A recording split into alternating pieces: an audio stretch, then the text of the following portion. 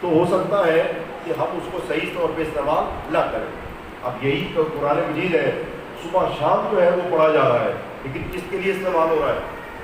یہ قرآن مجید جو استعمال ہو رہا ہے وہ تعویذ کے لیے استعمال ہو رہا ہے، تبرکات کے لیے استعمال ہو رہا ہے، مقدس کتاب کے طور پہ استعمال ہو رہا ہے، ایک رٹ کے طور پہ استعمال ہو رہا ہے. اور اگر نہیں استعمال کیا جا رہا تو کس کے لیے استعمال نہیں کیا جا رہا؟ ذالک الکتاب لا ریب فیہ بولو ھدی للمتقین، ہدایت کے لیے. ہدایت کسے کہتے ہیں؟ آئین کو، یعنی کانسٹیٹیوشن کو. قرآن اللہ تعالیٰ نے قانون بنا کے بھیجا ہے، اور یہ کتاب قانون کے طور پہ استعمال نہیں ہو رہی، پڑھائی کے طور پہ استعمال ہو رہی ہے. قانون کی کتابیں اگر پڑھائی کے طور پہ استعمال ہو لیکن کانسٹیٹیوشن کے طور پہ استعمال نہ ہو تو ان کی پڑھائی کا بھی فائدہ بولو نہیں ہوتا. آپ کے ملک کا قانون ہے، اگر اس کو معطل کر کے رکھ دیا جائے، صرف پڑھائی کا کام کیا جائے یا حفظ کا کام کیا جائے، لیکن اس کا بھی کوئی فائدہ نہیں ہوگا. کیونکہ قانون کی کتاب جو ہے وہ پریکٹیکل کے لیے، وہ قیام کے لیے ہے، لیکن اگر اس کو معطل کر دیا جائے تو اس کو کوئی بھی فائدہ نہیں ہوگا. اسی طرح سے کربلا جو ہے وہ قیام کے لیے، لیکن اگر ہم اس کو قیام کے لیے نہ رکھیں، اس کو دوسرے مقاصد کے لیے لے جائیں، حاجتوں کے لیے لے جائیں، تو پھر یہ کربلا اس کو اپنا مقام نہیں مل پائے گا. جب کربلا کو مقام نہیں مل پائے گا تو وہ ہم اس جگہ پہ نہیں پہنچ پائیں گے جہاں پہ ہمیں جانا مقصود ہے. جیسے صبح و شام قرآن پڑھتے ہیں لیکن قرآن کو مقام نہیں ملتا، اور کربلا کو آپ صبح شام توسل کرتے ہیں لیکن کربلا کو وہ توسل، وہ مقام نہیں ملتا. تو اب کیسے موقع پہ ہماری جو کربلا میں پکار ہے وہ اور انداز سے ہے، اور کربلا جو پکار رہی ہے بولو اس کا انداز ہو رہا ہے. ہم کربلا میں جاتے ہیں اپنی حاجتوں کے لیے، اور حسین جو پکار رہے ہیں وہ کس کے لیے؟ بولو حل بالناصر، بلا حل بالناصر یا نصرتا، کہ کوئی ہے جو میری مدد کو آئے. یعنی کیا مطلب؟ میں نے یہ دین قیامت تک جائے گا، یہ دین رکے گا نہیں ہے، لیکن اس دین کو ہمیشہ ناصروں کی ضرورت رہے گی. وہ حسین یہ پکار کے کہتے ہیں کوئی ہے جو میری نصرت کو آئے. لیکن ہم جو جا رہے ہیں کربلا میں اپنی حاجتوں کے لیے جا رہے ہیں. کیا خوب تاکید میں امت نے کہ تیری دعا سے تو قضا بدل نہیں سکتی، مگر ہے اس سے یہ ممکن کہ تو بدل جائے. خدا کے قانون تو بدل نہیں سکتا. ایسا نہیں ہے کہ کربلا کا مقصد ہی بدل جائے گا، ہم اپنا مقصد بدل لیں. خدا تیری دعا سے تو قضا بدل نہیں سکتی، مگر ہے اس سے یہ ممکن کہ تو بدل جائے. تب تیری خودی میں ہو کر انقلاب پیدا، اگر نہیں یہ چار سو بدل جائے. اور تیری دعا ہے کہ آرزو ہو تیری پوری، اور میری دعا ہے تیری آرزو بدل جائے. ہم کربلا جا کے چاہتے ہیں کہ ہماری آرزویں پوری ہو جائے، اور کربلا کیا چاہتی ہے کہ ہماری آرزو ہی بدل جائے. آئیے کربلا کس کے لیے ہے؟ یہ نصرت امام کے لیے ہے. آئیے سب مل کے لبیک یا حسین، لبیک یا حسین، لبیک یا حسین، لبیک یا حسین، لبیک یا حسین، لبیک یا حسین، لبیک یا حسین، لبیک یا حسین. یہ کربلا پیغام رکھتی ہے، بلاتی ہے آپ کو. جب کسی کو بلایا جائے یا ایھا الذین آمنوا استجیبوا للہ وللرسول، اے صاحبان ایمان، اللہ نے تمہیں بلایا ہے، رسول نے تمہیں بلایا ہے، اس قرآن نے تمہیں بلایا ہے، کربلا نے تمہیں بلایا ہے. جب تمہیں بلائے تو کیا کرو؟ استجیبوا، استجابت کرو، للہ وللرسول اذا دعا، تاکہ تمہیں حیات عطا کرے. اگر آپ لبیک کہیں تو دل و جان کے ساتھ لبیک کہیں. یہ تصور نہ کریں کہ تعداد کم ہے، بلکہ وجود میں جتنی طاقت ہے اس کے ساتھ کہیے لبیک یا حسین، لبیک یا حسین، لبیک یا حسین، لبیک یا حسین، لبیک یا حسین، لبیک یا حسین، لبیک یا حسین. یہ قانون دنیا کا ہے. آخر ہماری توجہ کیوں نہیں ہے قرآن کے ساتھ؟ ہم نے اسے تلاوت کے لیے رکھا ہوا ہے، قرات کے لیے رکھا ہوا ہے، حفظ کے لیے رکھا ہوا ہے، لیکن نہ یہ حفظ کی کتاب ہے نہ قرات کی کتاب ہے. یہ تو اللہ نے قانون بنا کے بھیجا ہے تاکہ ہماری زندگیوں میں جامع عمل پہن سکے. اور جب ہم اس کو قانون کی کتاب نہیں بنائیں گے اور قانون دنیا کا دوسرا لے لیں گے تو یہ کتاب تو معطل ہو کے رہ جائے گی۔ اسی طرح سے کربلا بھی اللہ نے ہمارے لیے ایک اسوہ بنا کے بھیجا ہے۔ کربلا اسوہ یعنی کہ جس طرح سے حسین ابن علی نے کیا اب ویسے ہی کریں، لیکن ہم نے جب اس کو حاجتوں کے لیے رکھ دیا تو کربلا تو مہجور ہو کے رہ جائے گی۔ یہ مہجور کب ہو جاتی ہیں چیزیں؟ قرآن مجید کب مہجور ہو جاتا ہے اور کب رسول خدا شکوہ فرماتے ہیں وقال رسول یا رب ان قوم اتخذوا هذا القرآن مہجورا، بار الہ اس قوم نے قرآن کو تنہا چھوڑ دیا تھا۔ کب یہ تنہا رہ جاتا ہے قرآن؟ یعنی اتنے اربوں کے حساب سے مسلمین موجود ہیں اور قرآن کی تلاوتیں ہو رہی ہیں، لیکن قرآن مجید تنہا رہ جاتا ہے۔ کیوں تنہا رہ جاتا ہے؟ اس لیے کہ اس وقت کوئی اس کو سیکھنے والا نہیں ہے، کوئی اس کو سمجھنے والا نہیں ہے، کیونکہ قرآن کی آیتیں تو بار بار کہتی ہیں لقومی یعقلون، لقومی یتفکرون، لقومی یسمعون، لقومی یعلمون۔ یہ کس قوم کے لیے؟ یہ اس کے لیے نہیں جو اس کو پڑھ پڑھ کے پڑھتے رہے بس۔ پڑھائی کی کتاب اللہ نے نہیں بنا کے بھیجی، ایک پڑھائی کے لیے کتاب ہونی چاہیے نا، بلکہ یہ تو صاحبان عقل کے لیے، یہ صاحبان فکر کے لیے، یہ اس کے لیے جو ہدایت کو لینا چاہتا ہے۔ لیکن ایک سمپل سا قانون یہ ہے کہ قرآن پہ ہماری توجہ کب ہوگی؟ قرآن مجید ہے اللہ کی کتاب، جب ہماری توجہ خدا پہ ہوگی۔ قرآن ہماری محبوب کتاب کب بنے گی؟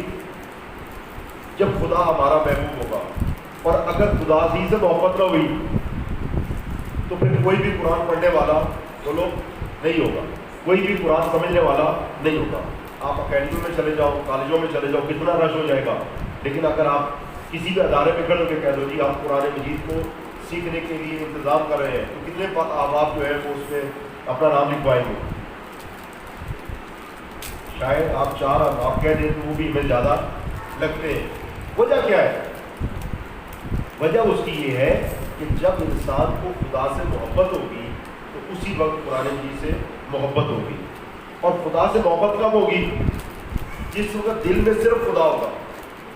اگر دل میں بہت سی دوسری چیزیں آ جائیں، غیر اللہ کی محبت آ گئی، دنیا بھی آ گئی، مال کی محبت بھی آ گئی، اور خواہشات بھی آ گئی، لذتیں بھی آ گئی، تو ایسے موقع پہ ان کی محبت تو رہ سکتی ہے لیکن اللہ کی محبت بولو نہیں ہو سکتی۔ کیوں؟ اللہ کی محبت کا ایک قانون ہے، خدا متعال اپنی محبت عطا کرتا ہے لیکن وہ فرماتا ہے میں لا شریک نہیں سا کمثلہ شیء، وہ جیسا بولو کوئی بھی نہیں ہے۔ لیکن جس وقت اس دل میں دوسرا بھی کوئی خدا کے علاوہ آ گیا، یعنی خدا بھی آ گیا اور مال کی محبت بھی آ گئی، تو خدا فرماتا ہے نعم الشریک، میں سب سے بہترین شریک۔ اگر میرے ساتھ کوئی کسی کو شامل کر لے تو میں سارا اسی کے حوالے کر دیتا ہوں کہ تو جو ہے سارا اسی کے پاس ہے۔ تو خدا متعال جو ہے وہ خدا چاہتا ہے کہ صرف اسی سے محبت ہو۔ اگر کسی اس کے علاوہ کسی اور سے محبت ہو جائے گی تو خدا سارا کچھ اسی کے حوالے کر دیتا ہے۔ اور مومن کرام، انسان ہمیشہ اپنے محبوب کی باتیں سنتا ہے۔ اگر ہمیں خدا سے محبت ہوگی تو ہم قرآن کو پڑھیں گے، قرآن کو سیکھیں گے، بھلے ایج جتنی بھی زیادہ ہو جائے، پھر وہ بہانہ نہیں گزارے گا۔ ہر آدمی یہ کہتا ہے کہ ہماری ایج گزر گئی ہے، یعنی جو بچہ بھی ہے وہ کہتا ہے میری ایج ابھی قرآن سیکھنے کی نہیں ہے، اور جو بڑا ہو جاتا ہے کوئی بھی کہتا ہے جی میرا تو ایج ہی گزر گئی ہے۔ اور حالانکہ صحیح و سالم ہے، خدا نے زندگی دی ہے، کبھی انسان روٹی کھاتے ہوئے بھی کہتا ہے جی میری ایج گزر گئی ہے، کوئی لذتیں خدا کی استعمال کرتے ہوئے بھی کہتا ہے کہ جی میری ایج گزر گئی ہے۔ آپ سورج کی روشنی صبح استعمال کرتے ہیں، آکسیجن لیتے ہیں، کبھی کہتا ہے جی میری ایج گزر گئی ہے۔ لیکن قرآن مجید ایک ایسی کتاب ہے کہ خدا سے محبت کے دعوے بھی ہے، اور جب کوئی کہتا ہے جی قرآن مجید سیکھیں تو سب کیا کہتے ہیں جی ہماری بولو ایج گزر گئی ہے۔ تو انسان کو کچھ نہ کچھ تو دیکھنا چاہیے۔ اس کا سبب کیا ہے؟ بات یہ ہے کہ علماء کرام بزرگان دین نے جو بات کہی ہے وہ یہ ہے کہ جب تک ہمارے دل میں فقط خدا کی محبت نہیں ہوگی تب تک ہم قرآن مجید سے محبت پیدا نہیں کر سکتے۔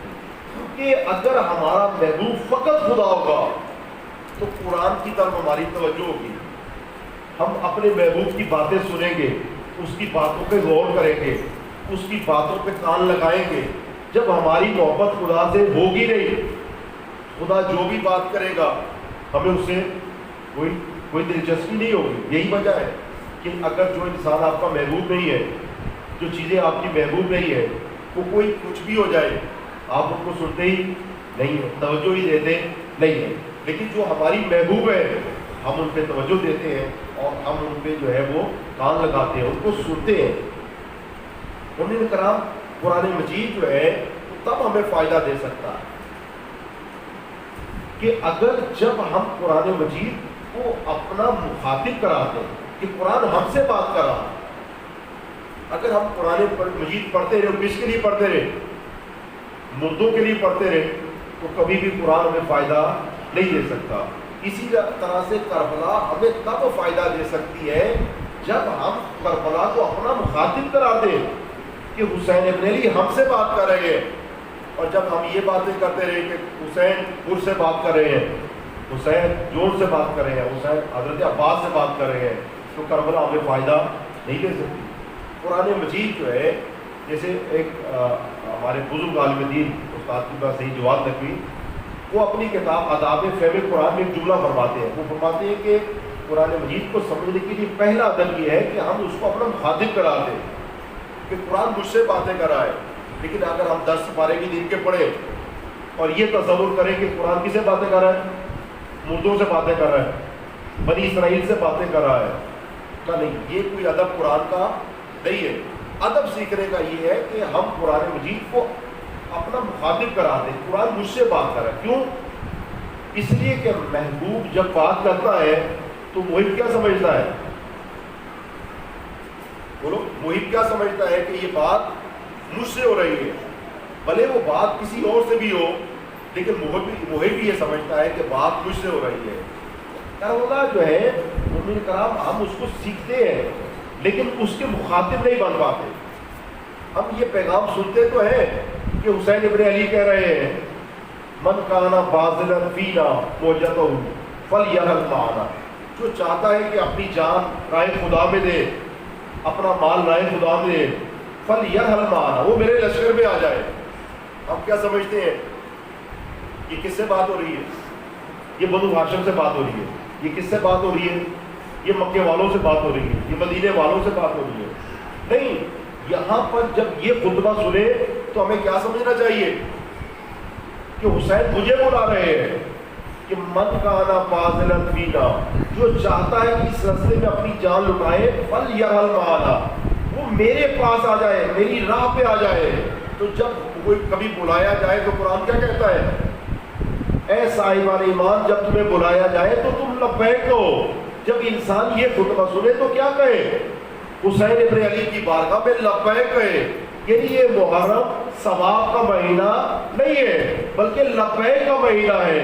یہاں پر آپ آئیے اور یہ کہیے حسین ابن علی سے کہ مولا حسین، آپ نے بلایا کہ کوئی ہے جو اپنی راہ، اپنا جان، اپنا مال میری راہ میں خرچ کرے. مولا میں آ گیا. سب مل کے لبیک یا حسین.